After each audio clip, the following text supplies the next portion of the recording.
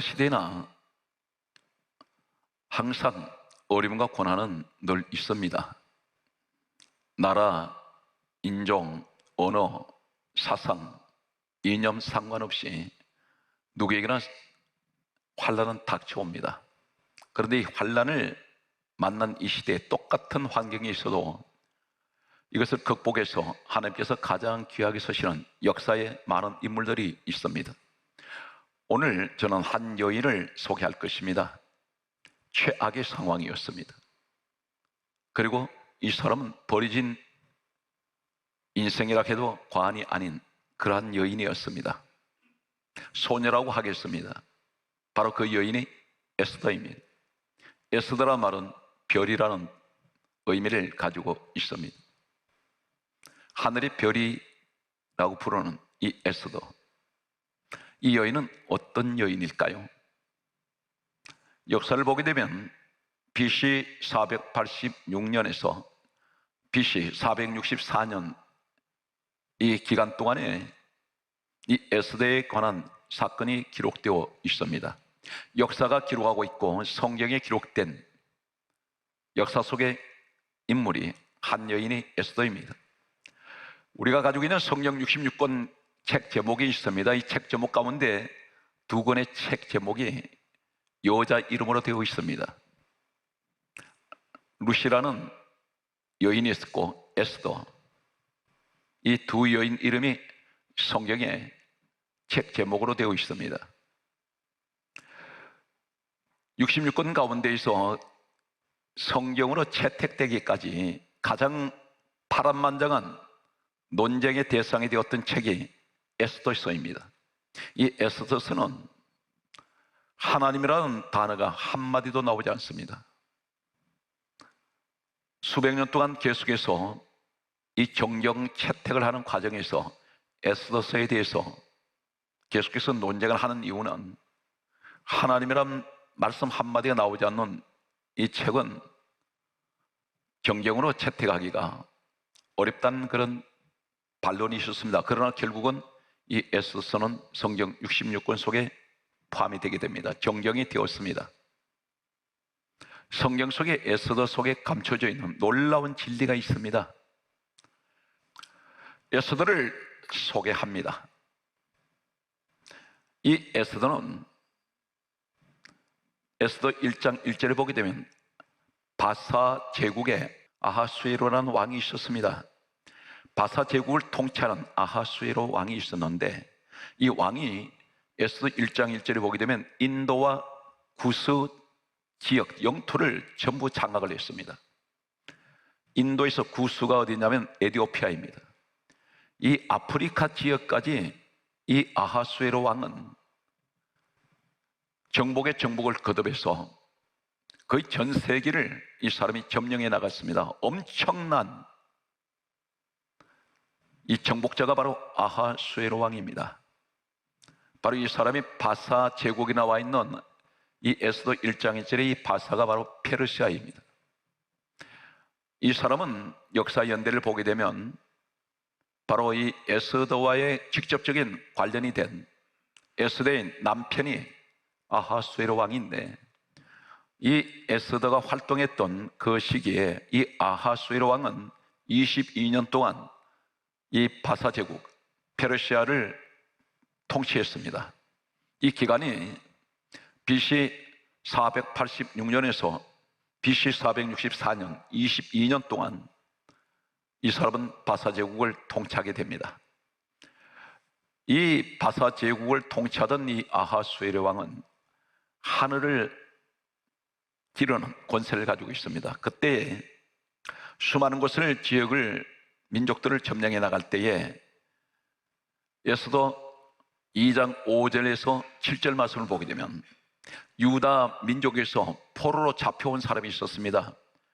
이 말씀 속에 보게 되면 모르드게가 있었습니다. 모르드게라는 조카가 누구 있냐면 에스더입니다. 성경 말씀은 이렇게 기록합니다. 에스더 2장 7절에 보게 되면 에스더에게는 부모가 없다고 했습니다. 우리가 추론하건대 포로 생활에서 이 부모가 먼저 사망했는지 모릅니다. 아니면 사고로 세상을 먼저 떠난지는 모르겠습니다. 단 성경 강조하기를 에스더에게는 부모가 없다고 했습니다. 아버지도 어머니도 없습니다. 그의 삼촌이 이 에스더를 키웠습니다. 이곳이 어디입니까? 포로 되어서 남의 땅에 와서 생활하고 있는 곳입니다. 이 포로 생활은 비참합니다.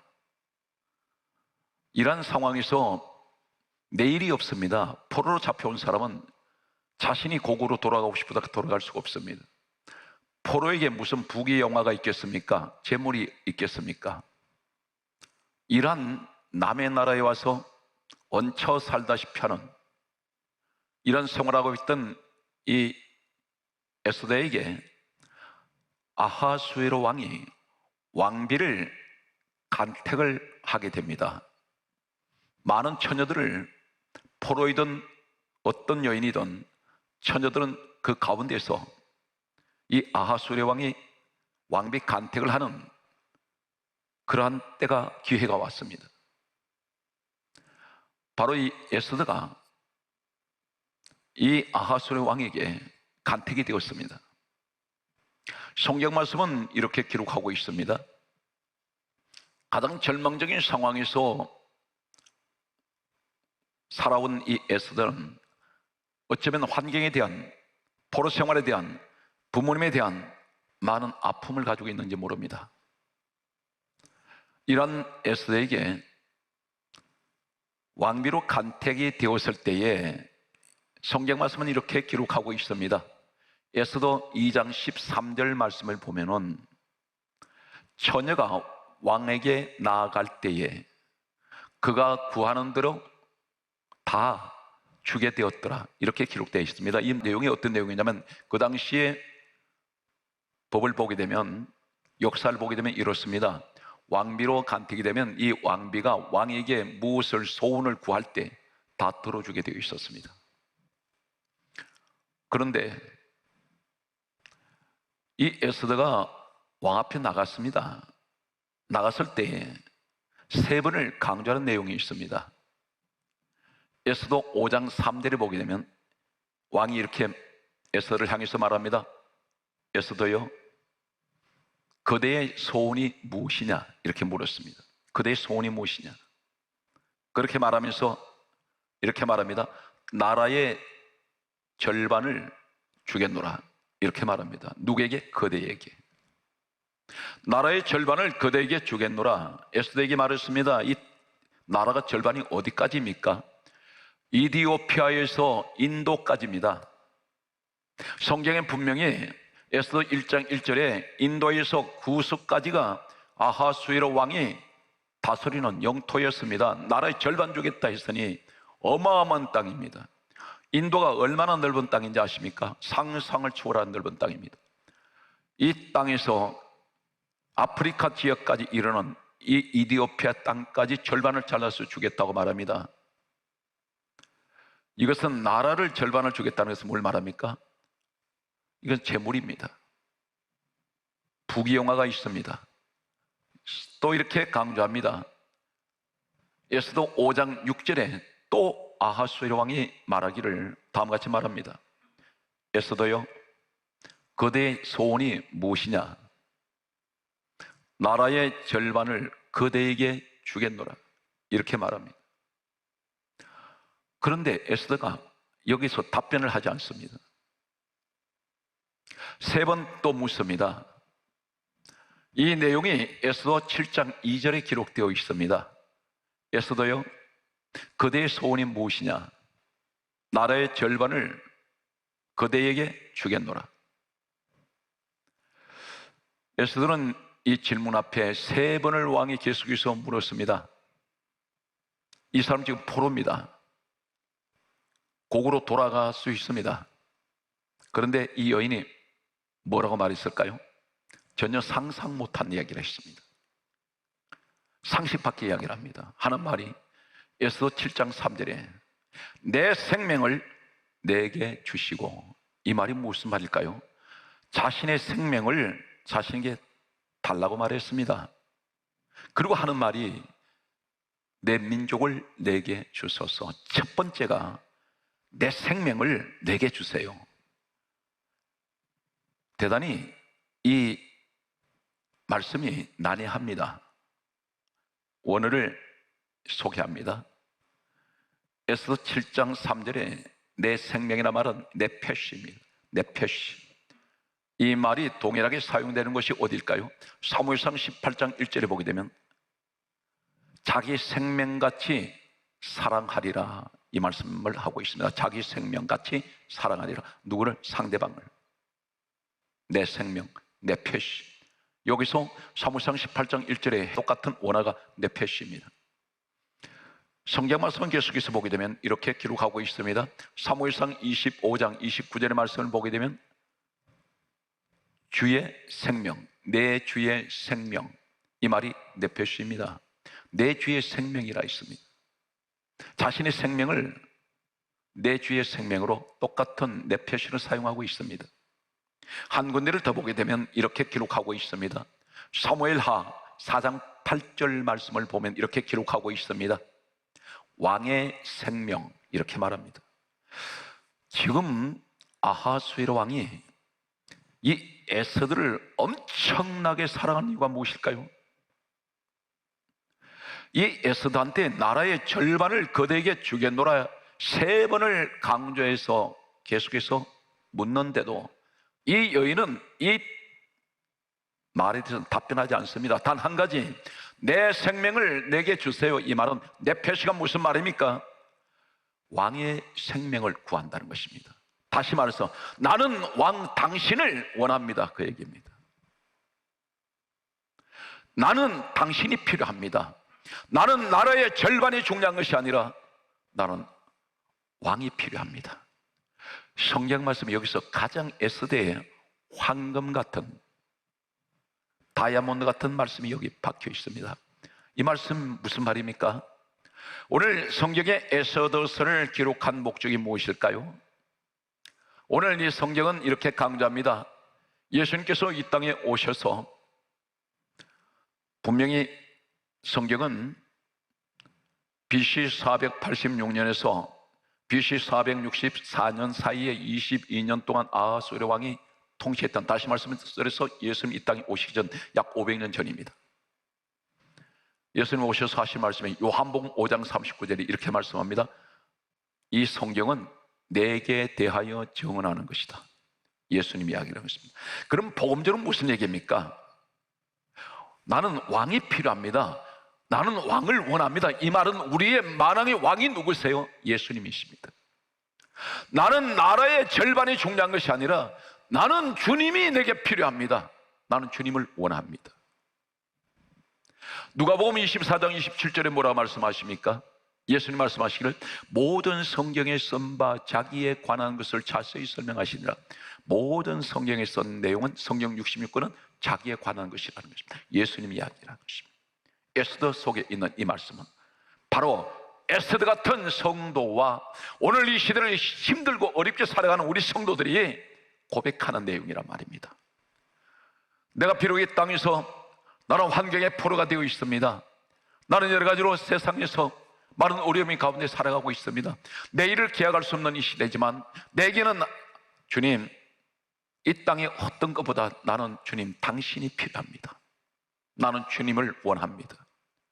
오늘 이 말씀을 듣는 사랑하는 성도 여러분, 여러분이 에스더가 되시기 바랍니다. 하늘의 별이 되시기 바랍니다. 그래서 이런 고백이 있으시기를 예수 그리스도의 이름으로 축복합니다.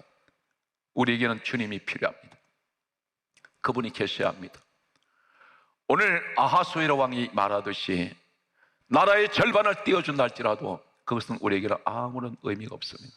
나는 그것을 원치 않습니다. 세상 부귀 영화가 중요한 것이 아니라 내가 비록 힘들고 어렵게 살아가지만 이 현실이, 그러나 내게는 주님이 내게 계셔야 됩니다. 주님을 내게 주십시오. 아하수에로 왕이 감동을 해버렸습니다. 오늘 성경 말씀을 보게 되면 이렇게 기록합니다. 요한복음 1장 38절 말씀을 보게 되면 신약에 한 사람이 있습니다. 안드레라는 사람이 있습니다. 이 안드레는 베드로의 형제입니다. 이 사람은, 안드레라는 말은 우리가 다른 말로 직역을 하면 남자 중에 남자라는 의미입니다. 사나이 중에 사나이, 상남자란 말입니다. 그 의미가 무엇일까요? 이 사람이 예수님을 처음 만나서 주님을 따라갑니다. 따라갈 때에 요한복음 1장 38절 말씀에 보게 되면 예수님께서 뒤에 따라오는 안드레와 또 한 제자가 있었는데 이 사람들이 처음 주님을 만나게 되었고 세례 요한의 소개를 듣고 따라왔습니다. 본래는 세례 요한의 제자였습니다. 그런데 예수님 물으십니다. 무엇을 구하느냐? 돌아보시면서 물으셨습니다. 이 말씀은 무슨 말입니까? 너희들이 나를 따라오는 목적이 뭐냐는 것입니다. 너희들은 무엇을 원하느냐는 것입니다. 그때에 이 두 제자 안드레가 하는 말이 이렇게 말합니다. 어디 계십니까? 이렇게 여쭈었습니다. 무엇을 구하느냐 그러셨을 때에 나는 지금 우리 성도 입장을 얘기한다면 나는 돈을 구합니다. 축복을 받기 원합니다. 여러 가지 소원하는 것들이 있었을 것입니다. 그런데 안드레가 너무나 순수한 말을 합니다. 어디 계십니까? 이렇게 질문한 이유가 무엇인가요? 나는 주님과 같이 있고 싶습니다. 다른 거 원하지 않았습니다. 나는 주님이 계시면 됩니다. 주님이 계신 곳에 나도 있고 싶습니다. 이 고백을 했습니다. 오늘 에스더가 원하는 것이 바로 그거였습니다. 어떤 이기적이고 계산적인 구하지 않았습니다. 아하수에로 왕, 난 당신만 내게 있다면 나는 아무런 더 이상 소원이 없습니다. 그 이야기합니다. 오늘 이 고백이 우리 고백이 되십시오.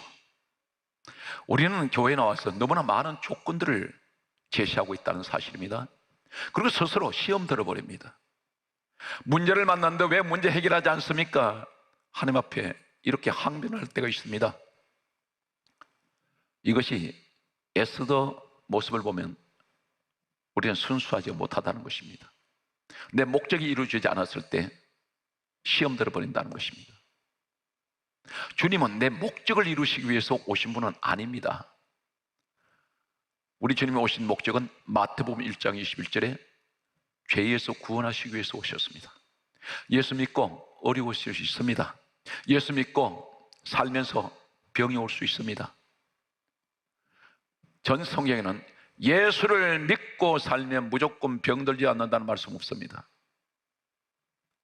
예수 믿으면 무조건 환난이 오지 않는다, 그렇게 말씀하신 적 없습니다.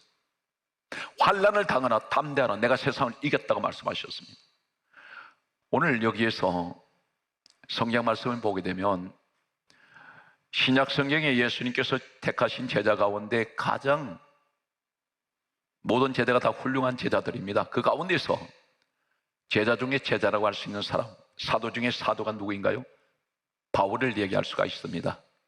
바울은 신약 성경 27권 가운데 약 신약 성경 절반을 기록한 사람이 바울입니다. 이 사람이 뭐라고 고백합니까? 바울이 원하는 것이 무엇일까요? 고린도전서 2장 2절에 이렇게 말합니다. 내가 너희 중에서 예수 그리스도가 그리고 그가 십자가에 못 박힌 것 외에는 아무것도 알지 아니하기로 작정하였노라. 아무것도 원하지 않습니다. 단 한 가지, 이 사람이 원한 것이 뭡니까? 난 예수 그리스도와 그가 십자가에 못 박힌 것 외에는 관심이 없다는 것입니다. 교회에 나오시는 사랑 믿음의 우리 형제 자매, 우리 가족들에게 한 가지 제가 당부드리고 싶은 것은 교회에 나오셔서 다른 거 찾지 마십시오. 다른 거 보지 마십시오. 단 한 가지, 고린도전서 2장 2절 바울의 고백같이 나는 너희 중에서 예수 그리스도와 그가 십자가에 못 박힌 것 외에는 아무것도 알지 아니하기로 작정하였노라. 다른 것을 보시다 보면 때때로는 스스로 실족할 때가 있습니다. 사람을 바라보시는 신앙생활은 반드시 시험이 옵니다. 주님을 바라보시기 바랍니다. 그래서 성경 한 가지를 말씀하시기를 히브리서 12장 2절에 믿음의 주여 온전케 하시는 예수를 바라보자 말씀하셨습니다. 이 에스더가 주님을 만나는 오늘 이 시대의 우리의 모습이라면 성경 말씀에 이렇게 기록합니다. 시편 73편 25절 말씀에 보게 되면 따라하시겠습니까?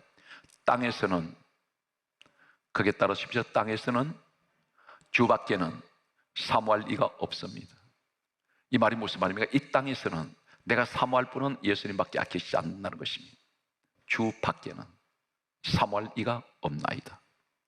오늘 성경 말씀에 에스더가 아하수레 왕을 만난 후에 이 사람이 하는 것이 한 가지가 있습니다. 우리의 모습이 되시기 바랍니다. 성경 말씀은 이렇게 기록합니다. 에스더서 5장 4절에 보면 에스더가 왕을 위하여 잔치를 베풀었습니다. 잔치했습니다. 복음적으로 말씀드리면 무슨 얘기입니까? 내가 우리의 만왕의 왕이 되시는 예수님을 위해서 잔치를 내가 열었습니다. 그 잔치가 어떤 것일까요? 세 가지를 소개합니다.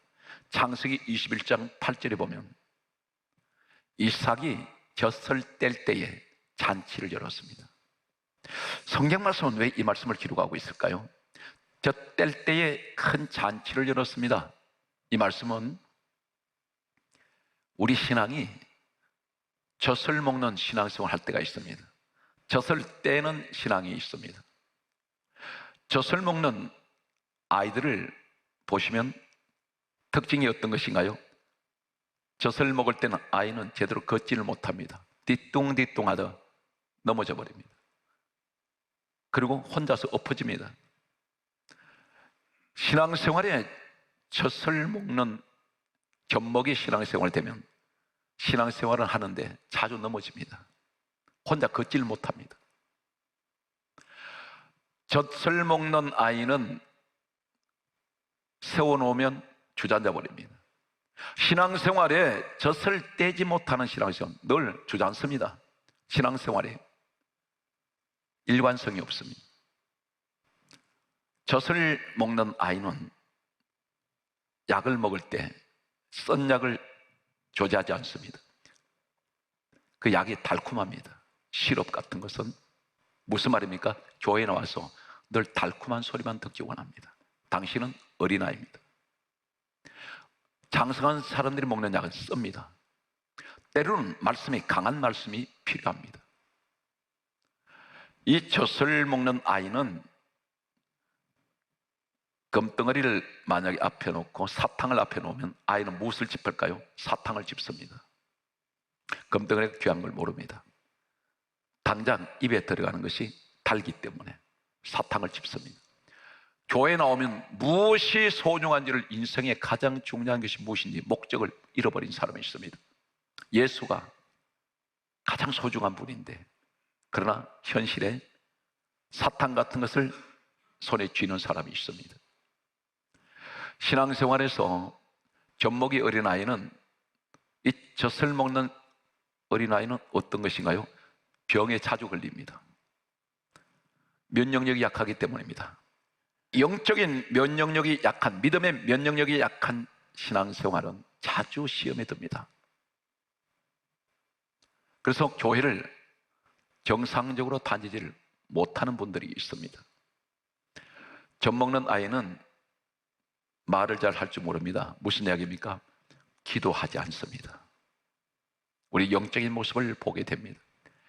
그런데 오늘 젖을 뗄 때에 아버지가 잔치를 연다는 의미가 어떤 것인가요? 창세기 21장 8절에 이 말씀은 무슨 말씀이냐면, 우리 신앙생활에서 어린아이 같은 신앙생활에 젖을 뗄 때에 이것은 하나님께 잔치하는 것입니다. 하늘에 잔치가 열립니다. 아이가 성숙했구나. 이제는 혼자 설 수 있겠구나. 누가 잡아주지 않아도 이제는 혼자 섭니다. 혼자 걷기도 합니다. 이것이 우리 신앙생활의 모습이라는 것입니다. 두 번째, 잔치하는 모습은 어떤 것입니까? 잠언 15장 15절의 말씀 보게 되면 마음이 즐거운 자는 항상 잔치하느니라, 이렇게 말씀합니다. 마음이 즐거운 자, 항상 잔치한다고 성경이 그렇게 말씀합니다. 무슨 얘기입니까?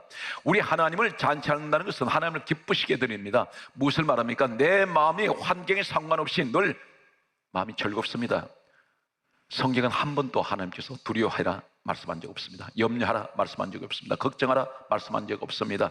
불평하라 말씀한 적 없습니다. 원망하라 말씀한 적 없습니다. 성경 말씀은 이렇게 기록합니다. 데살로니가전서 5장 16절에서 하신 말씀이 항상 기뻐하라, 쉬지 말고 기도하라, 범사에 감사하라. 이는 그리스도 예수 안에서 너희를 향하신 하나님의 뜻이니라. 우리 하나님의 뜻은 어떤 것입니까? 기뻐하는 것입니다. 감사하는 것입니다. 기도할 때 어떻게 기도해야 됩니까? 많은 염려가 있는데도 빌립보서 4장 6절에 말씀하시기를 아무것도 염려하지 말고 오직 기도와 간구로 너희 구할 것을 감사함으로 하나님께 아뢰라. 그리하면 모든 지각에 뛰어나신 그리스도의 평강이 우리 마음과 생각을 지켜주신다 했습니다. 염려가 있는데 기도할 때 감사 기도하라는 것입니다. 이것이 바로 무엇이냐면 잠언 15장 15절에 하시는 말씀이 마음이 즐거운 자는 항상 잔치한다 있습니다. 내 마음이 항상 즐거운 사람들, 이 사람은 하나님께 매일같이 항상 잔치하는, 우리 하나님께 영광을 돌리는 모습을 의미하고 있습니다. 잔치하는 또 한 가지가 어디 있습니까? 성경 말씀은 요한복음 12장 2절 말씀에 보게 되면 나사로가 죽었습니다. 그런데 주님이 살려주셨습니다. 그가 살아나고 난 후에 성경은 말씀합니다. 잔치했다고 기록되어 있습니다. 우리 영적인 모습은 어떤 것인가요? 내가 예수 그리스도 안에서 내 옛사람은 죽었습니다. 구습은 다 죽었습니다. 이젠 예수 안에서 내가 거듭났습니다. 새로 태어났습니다. 우리는 뭘 할까요? 이럴 때 내 모습이 이제는 거듭난 모습, 달라진 모습, 성화된 모습, 이 모습을 보시고 우리 하나님은 기뻐하시는, 오늘 이것을 가리켜 잔치하는 것을 의미하고 있습니다. 오늘 시대에 에스 같은 한 사람만 있다면 하나님께서는 그 사람과 함께 하실 때 반드시 이 민족을 구원하시고 우리 가정 모든 범사 위에 하나님은 여러분을 통해서 오늘 또 이처럼 에스더처럼 함께 일하여 주실 것입니다. 이 한 주간도 승리하시는 우리 성도가 되시기를 주의 이름으로 축복합니다.